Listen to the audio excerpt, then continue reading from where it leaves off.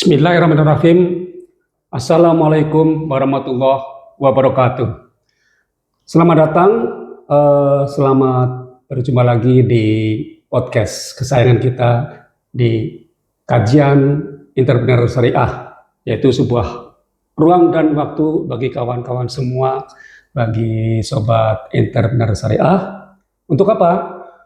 Untuk membahas kendala sekaligus solusinya yang kerap dihadapi oleh kawan-kawan semua agar bisnis dapat bertumbuh dengan sukses dengan cara yang halal dan berkah tentunya.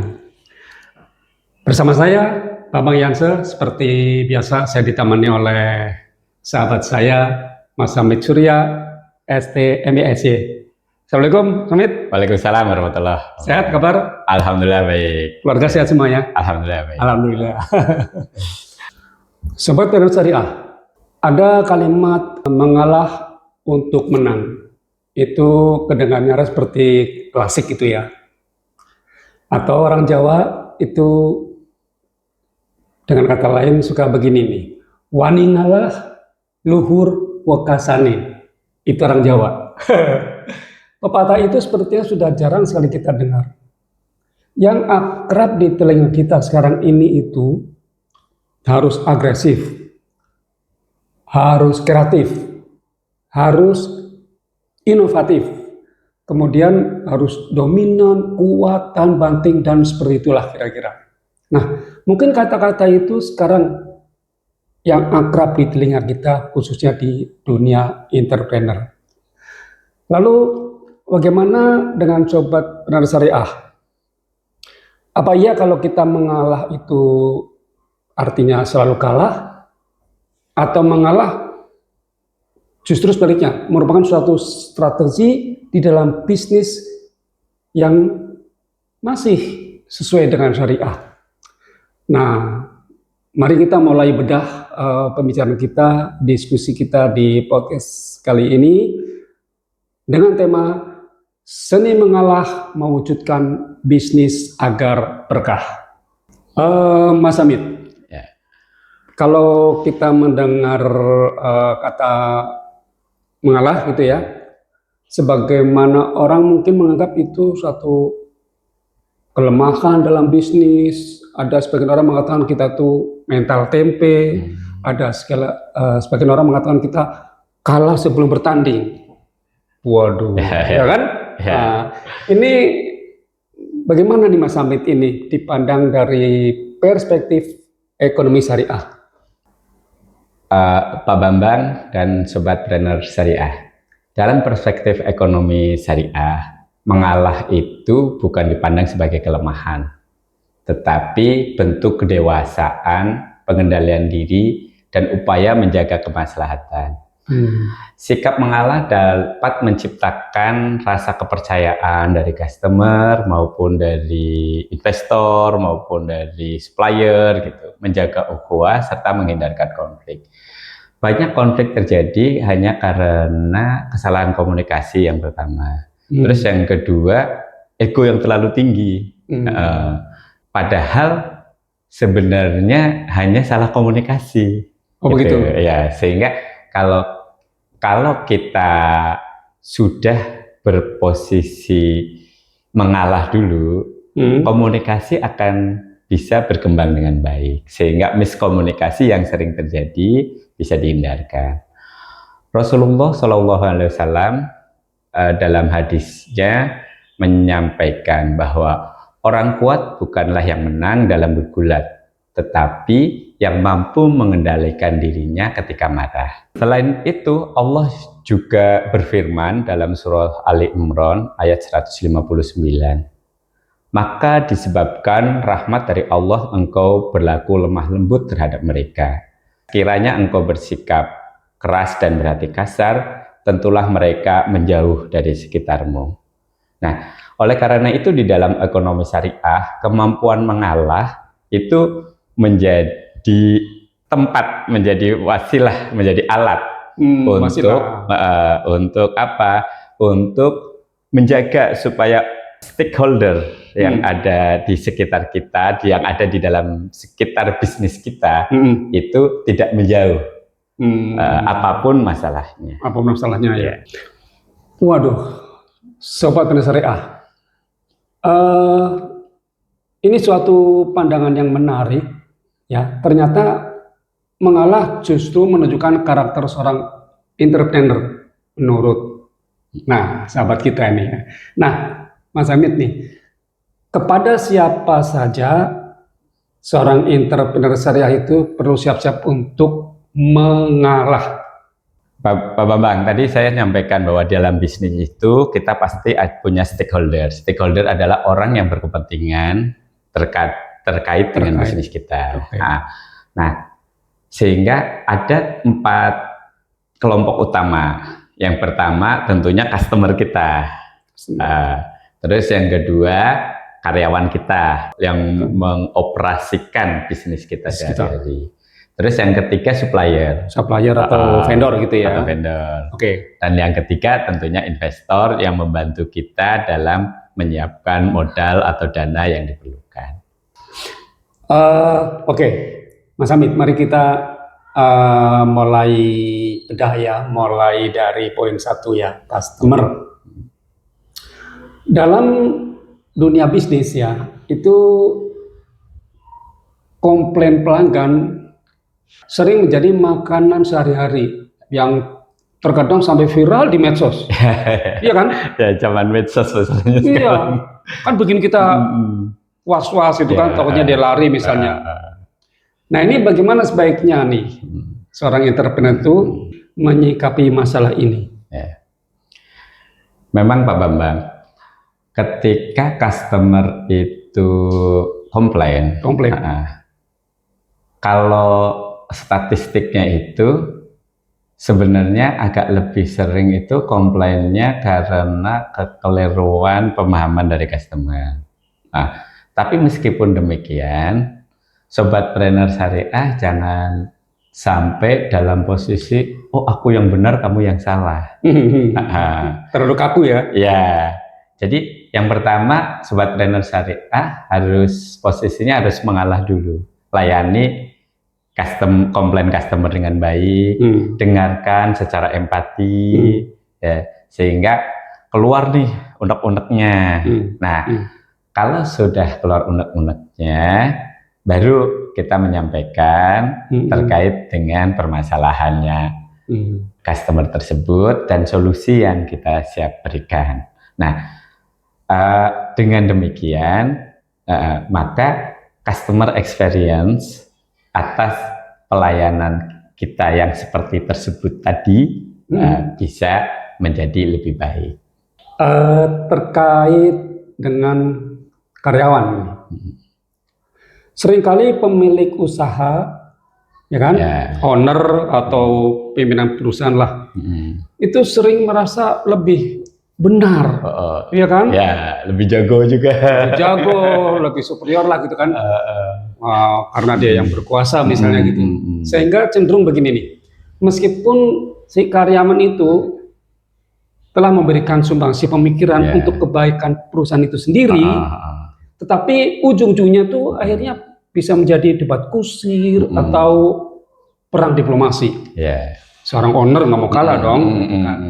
Nah ini bagaimana nih Mas Hamid sebaiknya nih Sobat Trader Syariah menyikapi hal ini? Ini bagaimana ini? Sobat Trader Syariah memang ada istilah nih di kampung saya Pak Bambang.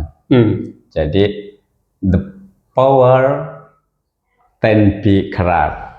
Jadi kalau orang punya kekuasaan itu akan cenderung menyalahgunakan kekuasaannya.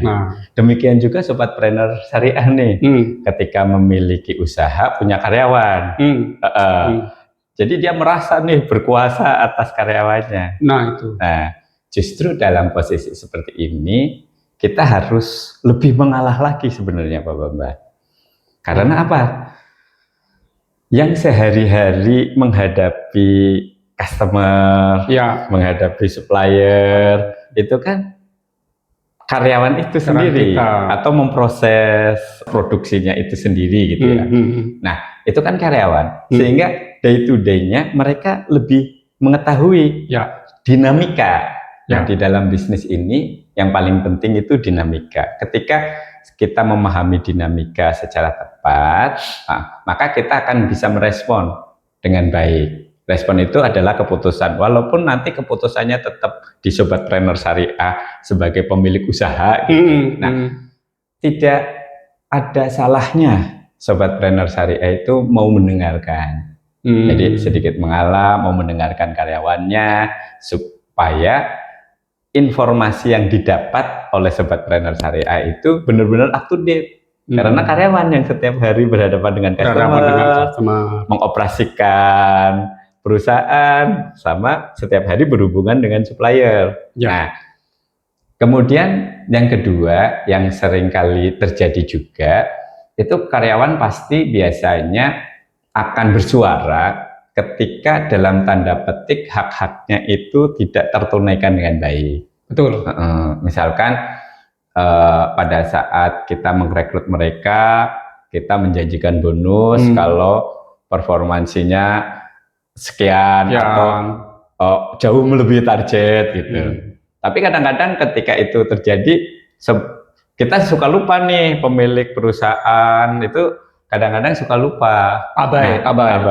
Nah, ketika ditagih marah. Ya. Nah, itu juga Sobat Trainer Syariah harus berhati-hati.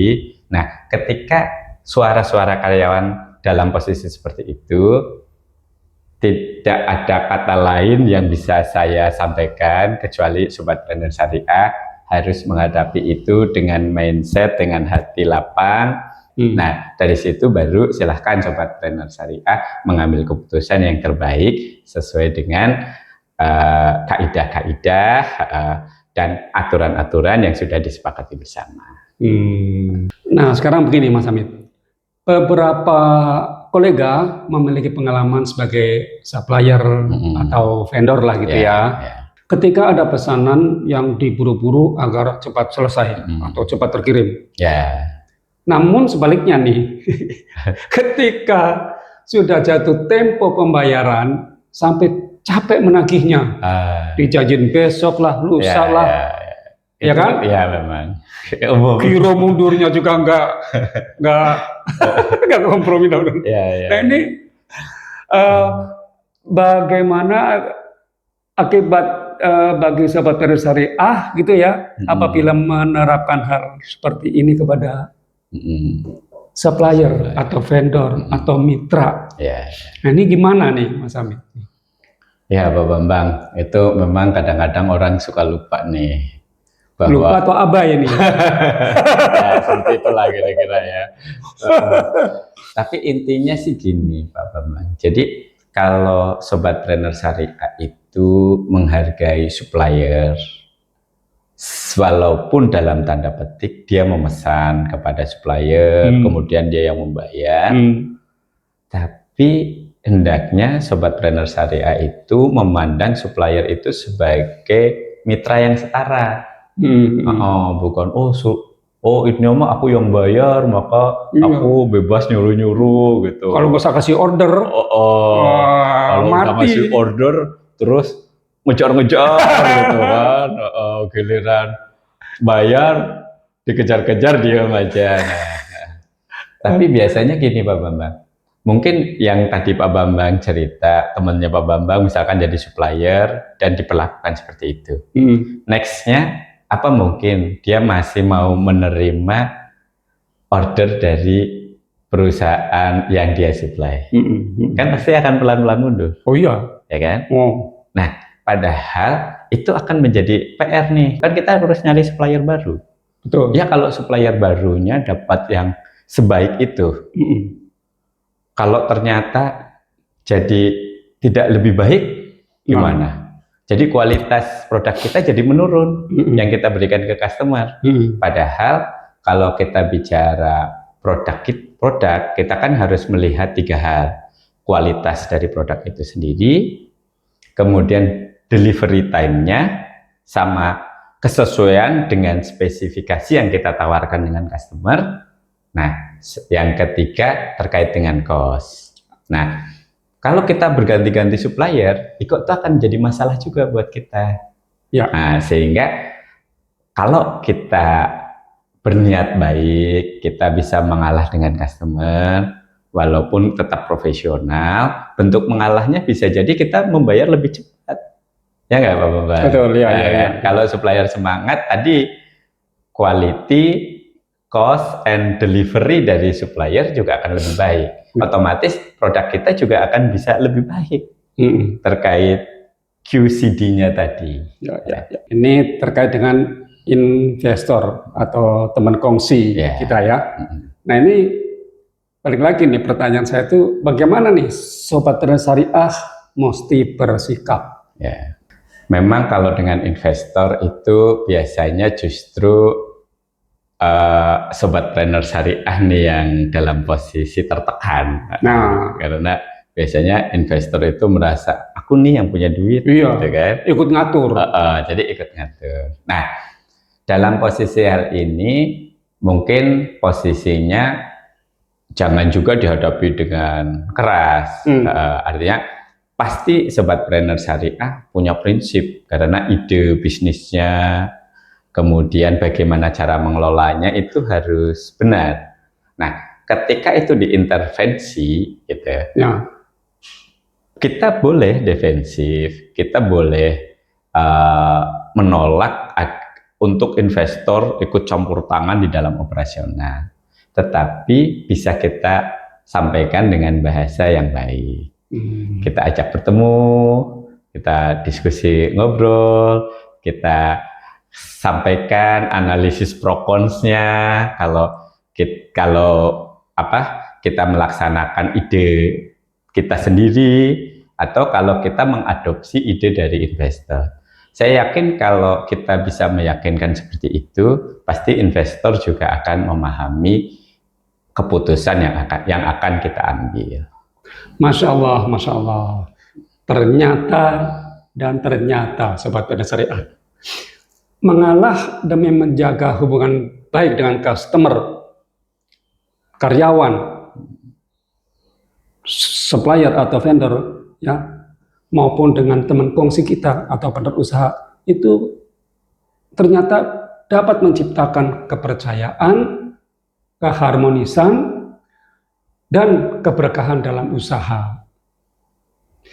Mas Hamid, bagaimana nih kesimpulan pembahasan kita di podcast ini yang dapat disampaikan ke Sobat Entrepreneur Syariah? Baik Pak Bambang, Sobat Trader Syariah, Allah berfirman dalam Quran Surah Ali Imran ayat 159, berkat rahmat Allah, engkau berlaku lemah lembut terhadap mereka. Jadi berlaku lemah lembut ini bisa kita bawa dalam bisnis kita, sehingga bisnis kita itu menjadi salah satu cara kita mengamalkan firman Allah. Kira-kira itu yang pertama perlu kita pegang. Nah, sikap lemah lembut ini itu memang harus kita niatkan. Kita itu tidak mungkin bisa mengalah tanpa kita berniat mengalah. Karena apa? Kalau biasanya dalam situasi dalam tanda petik panas gitu, pasti kita akan terbakar juga emosi kita, betul, ya kan? Betul. Nah, tapi kalau dari awal kita sudah niat mengalah, dalam situasi itu kita pasti akan kembali ke niat kita. Itu yang pertama. Kemudian ada di dalam mengalah juga tentunya kita tidak mengalah 100%. Udah Pak Bambang aja, menurut Pak Bambang gimana? Enggak kayak gitu juga.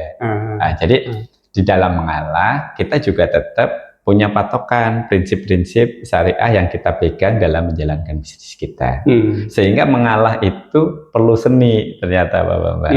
Nah, seni mengalah ini yang bisa membuat kita membangun kolaborasi yang positif, membangun situasi relationship yang baik dengan customer, karyawan, supplier maupun investor.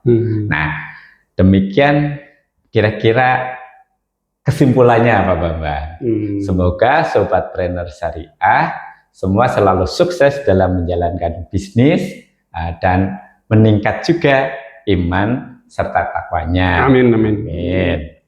Sobat Trader Syariah, ya, mungkin hari ini kita hidup di dunia bisnis yang serba cepat dan kompetisi yang ketat.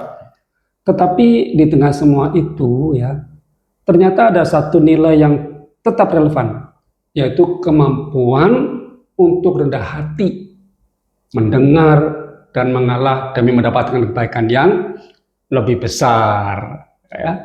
Terima kasih banyak Sobat Trader Syariah yang sudah menyimak kajian Entrepreneur Syariah dari awal hingga akhir. Semoga apa yang kita diskusikan hari ini tidak hanya berhenti di telinga kita, tetapi bisa menjadi percikan semangat untuk tetap menjaga integritas. Sehingga bisnis yang dijalankan menjadi bagian dari amal ibadah kita. Terus ikuti podcast ini di YouTube, Instagram, TikTok di @kajiansyariah. Dan jangan lupa subscribe, like, and share.